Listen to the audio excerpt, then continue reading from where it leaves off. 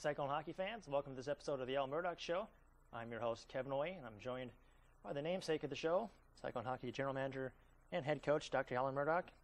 As always, Coach, any comments before we get rolling? Man alive, it's going to be a great show tonight. We got lots of great highlights and big week coming up with playoffs coming. Absolutely. As Coach mentioned, we'll be discussing a little bit later the upcoming Central States Collegiate Hockey League Tournament. Cyclones get that party started against the University of Illinois on Friday. We'll also be joined by Cyclone Hockey Player of the Week, Justin Wilkinson. But first, we have an exciting and well-played weekend of hockey against the University of Central Oklahoma to discuss.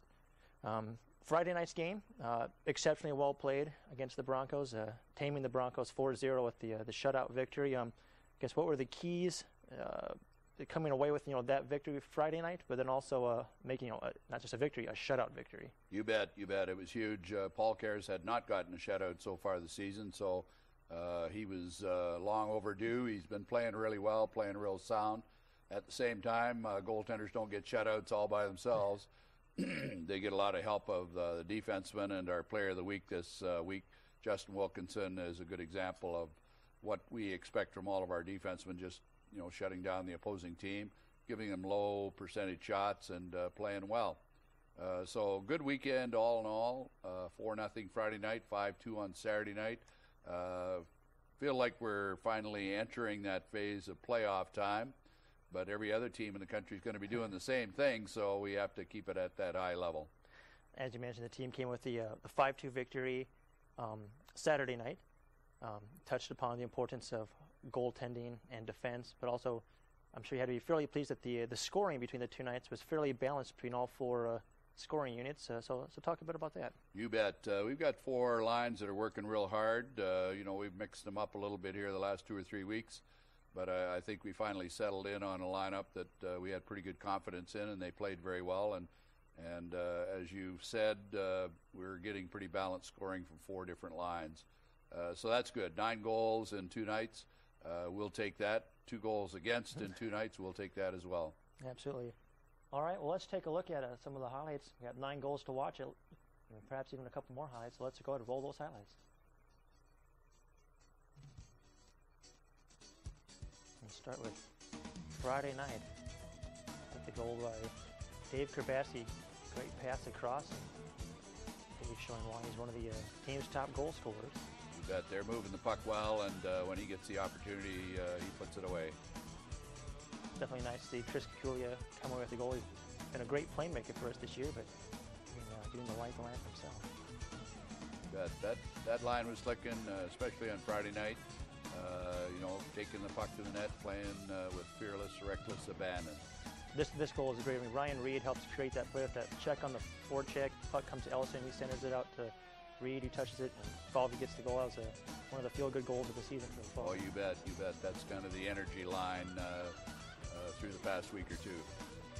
There's a previous Cyclone hockey player like Mark Huber scoring again, helping Brian Mooney. There's Krabasky and Fable hooking up again. You bet. Pass across the high slot. Krabasky finishes it. Guys are playing well. They're finding each other, and they're finding the puck and putting it away. Also, nice job good read by Dominic Toigo, pinching from the defense at just the right time. There's Mike Falvey's hard work getting rewarded again, stripping the defenseman. I think it was a defenseman.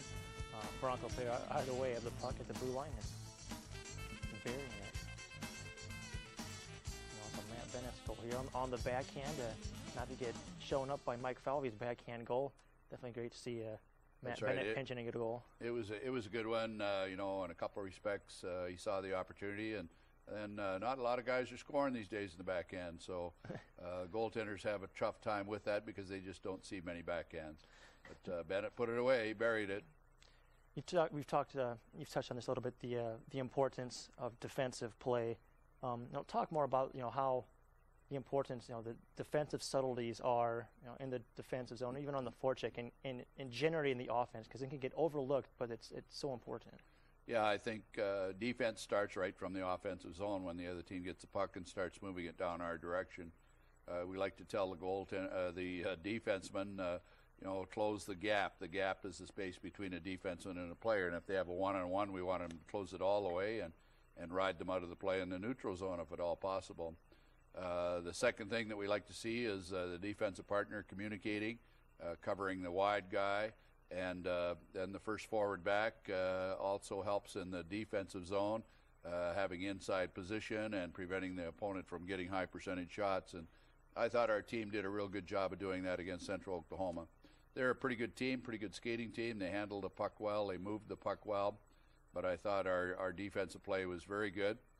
If we had a weakness, it was a little bit of the forwards not covering the points quite close enough, and some of their point men got shots away, but the inside fellows, the defensemen and the first forward back did a great job covering up so that Central Oklahoma didn't have a good chance on rebounds. Certainly. Obviously it was important coming into last weekend to have a strong showing against Central Oklahoma, 14th ranked team.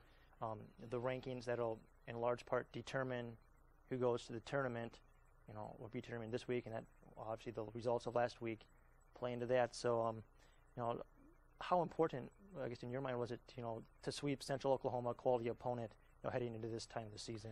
Yeah, I think it was real important. Last year at this point in time, our final two games before the final ranking were against Lindenwood, and we didn't fare particularly well. Lindenwood had a good team last year. They have a good team this year. I thought our second game against Lindenwood a week ago, we fared a little bit better and gave them a good scare. Then coming back and sweeping Central Oklahoma when the pressure's on, not only on Central Oklahoma to make the top 16, but on Iowa State to get one of the better seeds that we've had in several years. So felt pretty good about it. Good sweep, timely sweep. We had talked a lot about it for the last week, 10 days, about you've got to kick it up a notch in skating speed and passing speed and getting shots off quickly because it's playoff time. Actually, the Cyclones have had a number of 5 straight weeks prior to this past weekend of conference matchups, CSCHL opponents. Obviously, Central Oklahoma, not a CSCHL opponent. But when you're making the schedule last year, how much were you hoping that Central Oklahoma would be at least as good as they are, and help provide that still conference-like caliber opponent and atmosphere? Yeah, I think it's important that you play the best competition you possibly can right prior to the league tournament. It's so important to get the flow and get the feeling for it. Central Oklahoma, a little bit of a sleeper. They're a lot like us. They have 6 Canadians. They've got a couple of European players on their team. They play very, very well. Their coaching staff does a great job of getting them ready. They're in good shape. They're pretty talented. They've knocked off some big guns this year. They're one of the few teams that have beaten Penn State, one of the few teams that's beaten Arizona State, and just played everyone very competitively. So we knew we had our hands full. I thought our coaching staff did a great job of putting together a good game plan and being ready for Central Oklahoma. And, that's one of those gratifying things. But you only have about 24 hours, and then you've got to start preparing, for the next opponent.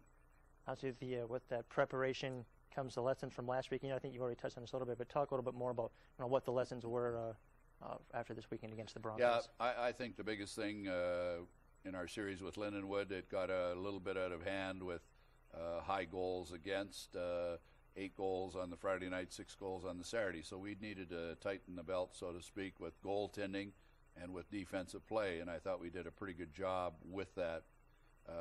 We held them to, I think it was under 25 shots on the average per game, maybe a little bit less on the first night and a few more on the second night.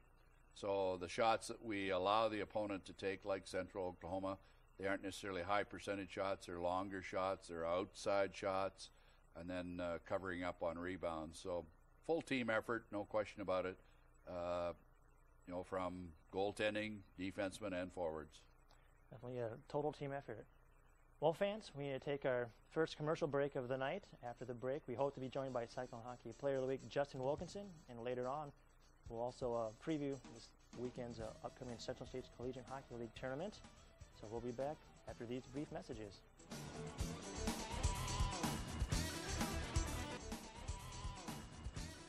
I think so. All right, welcome back to the Al Murdoch Show. Kevin Way here with Cyclone Hockey General Manager and Head Coach Dr. Alan Murdoch. And you see, we're now joined by Cyclone Hockey Player of the Week, Justin Wilkinson. Justin, welcome to the show. Thank you.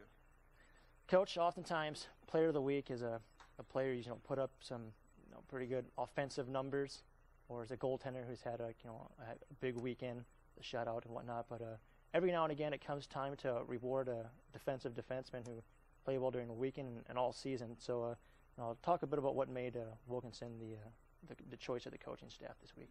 Well, having been a defenseman part of my prior life, I know that the defensemen don't always get the glory that some of the forwards get putting up goals and assists. But sometimes the most important aspect of the game is defense. I've been saying quite a bit on the show and to the team this year that offense is fun and it's exciting, but defense wins national championships. And Justin, without a doubt, is one of the leaders on the ice right now. He wears a letter on his jersey. He's one of the co-captains, and we were considering ourselves very fortunate to have him here. He was one of our top prospects when he came down here from Saskatchewan, top-notch student and a top-notch defensive player, and came with all the credentials. So we're real pleased. He's an engineering student. That keeps him busy, and between that and hockey, he doesn't have a lot of time for other stuff. Justin, you're a defensive defenseman, especially this season. The previous 2 seasons, your offensive numbers have actually been pretty decent. Talk a bit about how your role has evolved or changed with this team, and kind of the sort of things that you look for each night, make you feel like you've really contributed to the team. Well, I kind of still take pride in being a defensive guy. Like, I've never been the head offensive guy, so I'm kind of used to it. But I take pride in usually if I'm not in the spotlight, then I'm doing my job, like first pass out and blocking shots from the points on the PK and stuff like that. Just strong defensive guy, and hopefully, I think my plus minus gets that going. So, it's obviously being offensive is always nice, but you gotta take pride in your strength things, and that's what they are, is being defensively. Coach, obviously Justin's a big player for us. He plays reasonably physical game, perhaps not as physical as, and this would be going back for some players, as a Torrey Larson or a Rob Rose, but Justin's very good at the subtleties of the defensive game. Talk a bit about some of those subtleties and what he excels at. Oh, he just plays a real good style where he keeps his body between the man and the net. He moves guys out in front. He handles them in such a manner that the goaltender can see the puck all the time, and he can do it without taking a lot of penalties. If he takes a penalty in a game, sometimes it's for hitting too hard, and there's lots of players from the opposing team that go off the ice with some aches and pains and are going home on their bus with ice bags on. And I know Central Oklahoma was that way, and Wilkinson, wasn't just this last weekend that he had a great weekend. He's having a great season. I've noticed a couple of things Justin does very well is he's very consistent with the breakouts. I've called every game this season. I don't really recall any turnovers on the breakout, and he's also very good, perhaps our best, at knowing when to circle away from forecheckers and getting that started. And I've also noticed when he skates the puck out of the defensive zone, no one really tries to engage him, and he usually makes it through the neutral zone into the offensive zone. So talk a bit about how fortunate the Cyclones are to have a big defenseman like Justin who brings those things to the ice and to the team. He's kind of a go-to player, in any situation at all. If we take a penalty, and we have the habit of taking 6 or 8 penalties a game, he's the first guy that I look down the bench and want him to stand up and put his feet on the ice, because I want him to be on there first, and then kind of calm the rest of the other 3 guys down. And often he might be with Rooney or Colas, and they've been around for a couple of years too, but between the 3 of them, they calm the situation down.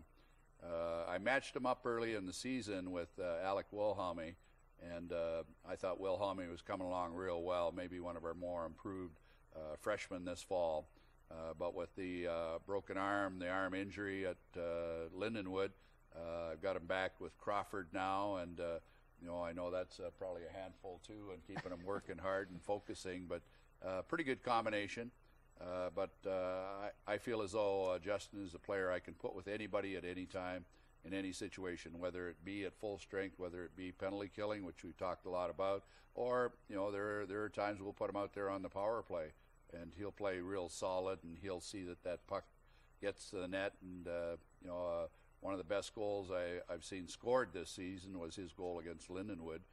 Just a real opportunity that he took advantage of and buried it. Certainly. Justin, you're from Prince Albert, Saskatchewan, which is, obviously Saskatchewan's in the heart of major junior country, the Western Hockey League, and the Raiders are right there. So was that a path you ever considered, and then what kind of made you decide to go towards the collegiate track? It's kind of tough to describe. It's kind of where I went. Like I was in like I played midget AAA, and then I just ended up playing junior A hockey, and I ended up playing in Kindersley, Saskatchewan.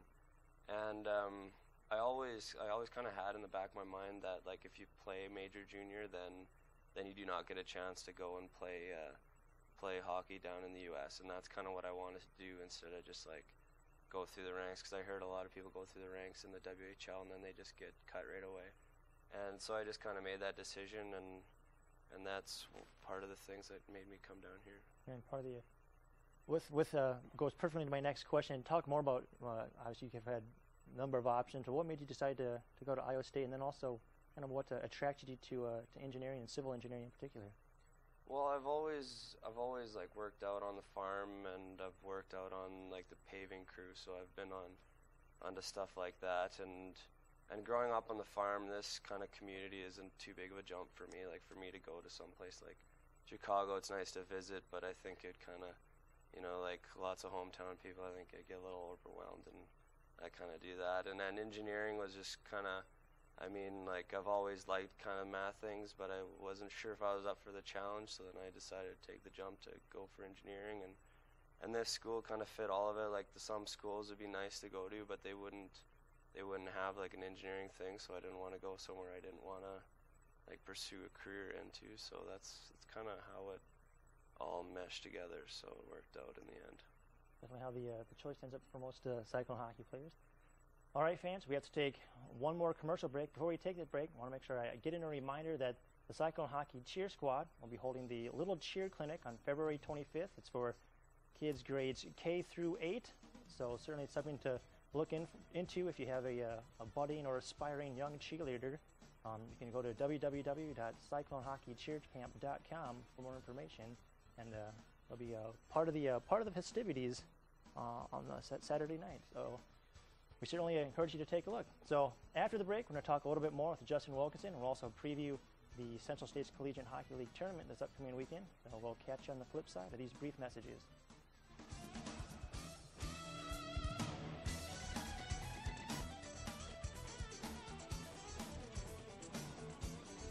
Welcome back, Cyclone fans.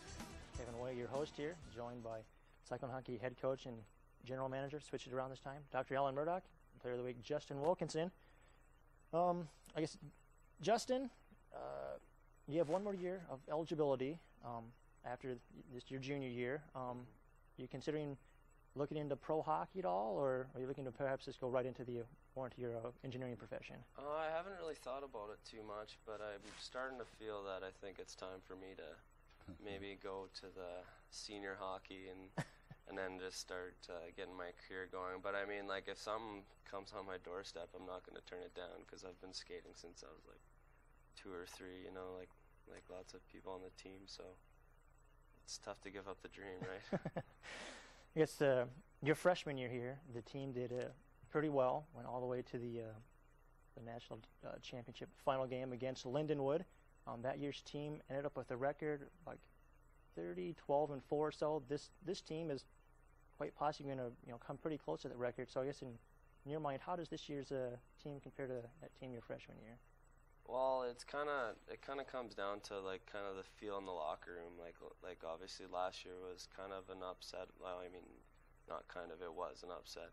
And like you kind of see things in the locker room, and then what we do on the ice, what happens when we get down a couple goals, and just kind of like this year it just feels like we want to win, and like hopefully, like obviously a little bit of luck in there, and hopefully we can get a good run this year. Certainly. As coach, in your mind, how does your experience to draw upon, how does this year's now that we're at this point of the season, how does this year's team compare to that year's team? Yeah, I think this year's team is unique compared to a couple of the past teams in that, I think they like to work hard on the ice and off the ice. I think they like to do well in the classroom. I've been real pleased with everybody's academic progress so far this year. And they seem to respond very well. We've got new coaches on staff. Kyle McDonald down here just joined us in August, so everything's new to him, and brings a little bit of a different twist to practices. And Brandon Sheehan, even though it's his second year working with the D3 program, he's on the ice with the guys a lot, and relatively new. Rick Hahn, who played 4 years with us and helped coach the D1 team and the D3 team. Pretty good staff, but I get the feeling from the coaches that they feel the players are pretty responsive, pretty respectful, wanting to learn, wanting to do the best they can. Certainly. The best they can is going to come up this weekend. Team takes on, just on the screen, University of Illinois in the Central States Collegiate Hockey League Tournament, Friday at 1 o'clock. Illinois, I imagine, is going to come out loaded for bear, as you might say. Obviously, their coaches, last year, at least for a while, so I imagine they want to help him go out on a high note. So I guess with that happening, what the Cyclones need to do to help counter what we can expect from the Fighting Illini? Yeah, it's one of those strange things. I've known Chad Castle for a long time now, 12, 15 years. He was my assistant coach at the World University Games in 2001 when we beat the Russians. So, it's situations like that we've become very close. He's married now. He has 3 kids now.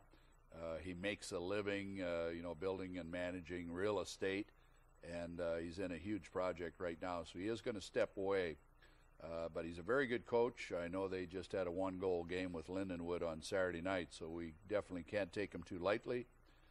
We've been reviewing the video of all 4 games all week long with the coaching staff and also with the players. I think a lot of the players, when they know the coach is stepping away from the game, like Chad is, may give it a little extra push. And then who knows what the rankings will say tomorrow or what the seeding might be. So, unfortunately, we've had several weekends where the rankings have been kind to us and not as kind to the opponent. So they get a little bit of a chip in their shoulder that they've got an axe to grind. And we're at the point now where it's either win or go home. And it starts with the Central States Tournament in Illinois Friday afternoon at 1 o'clock. Yes, Justin, from a player's perspective, what do you feel, and also as an alternate captain, what do you feel the team needs to do to help ensure victory, not only on Friday, but in a single elimination tournament Saturday and Sunday as well? It's pretty simple. We just have to be on our game. Like, we have to want to win more than the other team. Like, we have to want it more than Illinois does on Friday. If we do that, I don't see why we don't win. That's pretty much what it comes down to. I guess, Coach, obviously in your mind, Illinois usually has their home ice advantage with the pond. Now we're back towards a ice sheet that's closer to what we have here in Ames. So I guess how does that maybe change things, at least for Illinois? Yeah, I wouldn't mind playing them on the pond because we swept them on the pond. It was back here in Ames, Iowa, that they beat us 1-0. They shut us down totally. So I see, his coaching ability and the playing personnel that he has. It isn't necessarily one of the stronger teams that he's had, but he's getting the most out of them is the way I look at it. And so we'll have to neutralize that. We'll have to keep picking away. We've got 4 solid lines that I feel that we can roll against anyone on their team. And that's what we'll have to do is play physical, play the body, keep the shifts short so that we don't get caught being down or tired or the simple little things like taking an icing when a unit is tired is almost like giving the opposing team the power play with the way the rules read. They don't let you change, and the other team can change and put on their best players. So we're going to have to be sharp. It could be a game on Friday at 1 o'clock where a team that has the fewest errors is going to win, and special teams will be very, very important. We've put a little extra emphasis this week on special teams with the power play and penalty killing, so we're looking forward to playing Illinois 1 o'clock Friday afternoon. Well, I guess we're getting close to wrapping up the show. I guess before we start, is any other closing comments before we? Oh, man, live. Cyclone hockey would not be possible without all the great support of all of our sponsors, and one of the biggest sponsors we've had for many, many years is Pizza Pit, and they do such a great job. As a matter of fact, at the end of every show, I can smell the pizza coming in the door. It's so darn good. Absolutely. All right, fans, once again, the Cyclones are on the road at the Central States Collegiate Hockey League Tournament at the University of Ohio. They play at Friday at 1 o'clock. Obviously, most of you watching this will not be able to make it, but we encourage you to tune in on America One. You can watch it live online, so I hope you do so. You can go to cyclonehockey.com for more information. So we thank you so much for watching this episode of the show. We'll be back next Tuesday. Good night.